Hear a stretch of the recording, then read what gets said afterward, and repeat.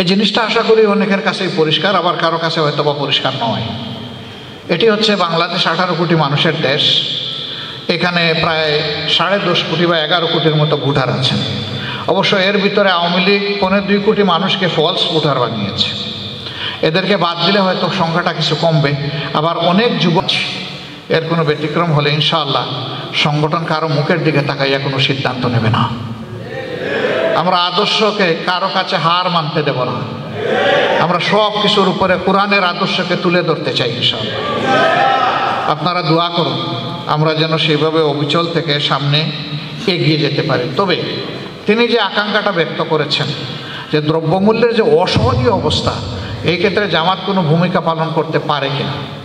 আমরা পারি, যে সমস্ত দ্রব্য বিদেশ থেকে আমদানি না হয়ে ডোমেস্টিক যেগুলো প্রোডাকশন আছে, দেশের ভিতরে যেগুলো উৎপাদন হয়, এটা কৃষিজাত হতে পারে, শিল্পজাত হতে পারে, যেটাই হোক, এই জায়গাটা নিয়ে আমরা সিরিয়াসলি ভাবছি যে আমরা বিকল্প একটা মার্কেটিং ব্যবস্থা গড়ে তুলতে পারি কিনা, যেখানে মানুষ গিয়ে একটু প্রশান্তি পাবে এবং মানসম্মত জিনিসটা পাবে।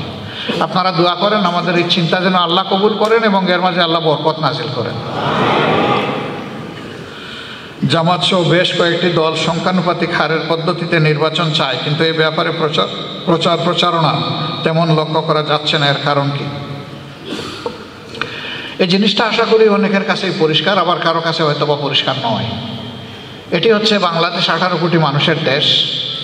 এখানে প্রায় 10.5 কোটি বা 11 কোটির মতো ভোটার আছেন। অবশ্য এর ভিতরে আওয়ামী লীগ 2.25 কোটি মানুষকে ফলস ভোটার বানিয়েছে। এদেরকে বাদ দিলে হয়তো সংখ্যাটা কিছু কমবে। আবার অনেক যুবক যুবতী ভোটার তালিকাভুক্ত হননি, তাদের তালিকাটা হলে হয়তো এটা আরও বেড়ে যাবে।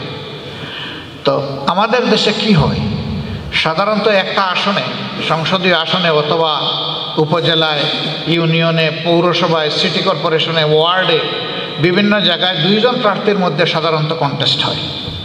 একজন যদি পায় 1,03,000 আর আরেকজন যদি পায় 1,02,998, তাহলে ওই 2 ভোটের ব্যবধানে দ্বিতীয়জন হেরে যাবেন এবং মাত্র 2 ভোটের ব্যবধানে প্রথমজন জিতে যাবেন।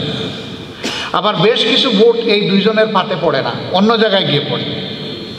তখন যাদেরই প্রার্থী, আমি যাকে ভোট দিলাম, আমার প্রার্থী যখন হেরে গেল, মানুষের মধ্যে এরকম একটা ফিলিংস আসে, আমার ভোটটা কাজে লাগলো না। এটা আমরা বলি কি না? এটা একটা ফিলিংস। 2 নম্বর হচ্ছে, এই পদ্ধতিতে যখন ভোট হয় তখন নেতাকে খুশি করতে পারলে, যে কোনোভাবে খুশি করার বহু পদ্ধতি আছে, তখন তার যোগ্যতা থাকুক না থাকুক, একজন দেখা যাবে ওই নেতা এবং ওই প্রতীকের হাত ধরে তিনিও সংসদ সদস্য হয়ে গেছে। আমরা বিগত সংসদ গুলোতে আমরা দেখেছি